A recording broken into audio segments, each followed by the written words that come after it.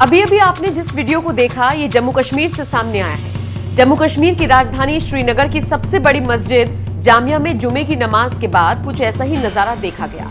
नमाज अता करने के बाद सैकड़ों की संख्या में मौजूद मुसलमानों ने आजादी के नारे लगाए।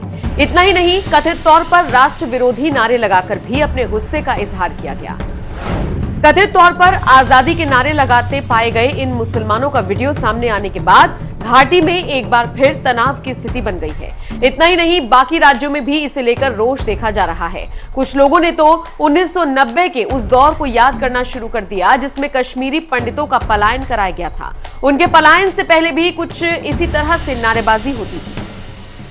आपको बता दें, जिस जामिया मस्जिद में ये नारेबाजी हुई वो अलगाववादी नेता मीरवाइज उमर फारूक के अधीन आती है। मीरवाइज पर घाटी में आतंकवाद को फंड करने का मामला भी चल रहा है। हालांकि जैसे ही ये वीडियो सामने आया उसके बाद से ही इसकी जांच शुरू कर दी गई है। अब तक इस मामले में एक गिरफ्तारी भी हुई है।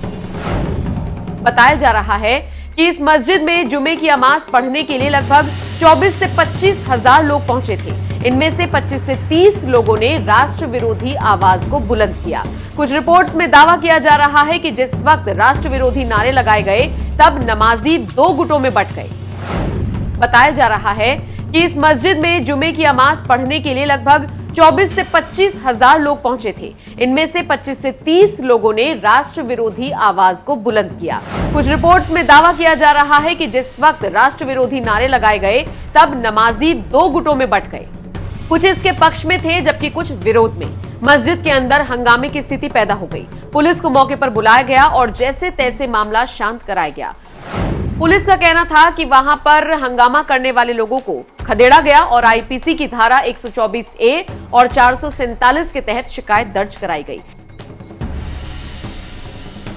इस घटनाक्रम के बाद पुलिस ने कई जगह पर छापेमारी भी की है। पुलिस की तरफ से यह भी कहा गया है कि मुख्य आरोपी को जामिया मस्जिद में जुमे की नमाज को बाधित करने और कानून व्यवस्था की स्थिति पैदा करने के लिए पाकिस्तान स्थित आतंकी संगठनों के आकाओं से निर्देश मिला था। फिलहाल इस मामले की जांच की जा रही है। बहरहाल आपका इस खबर पर क्या कहना है, कमेंट करके हमें जरूर बताएं।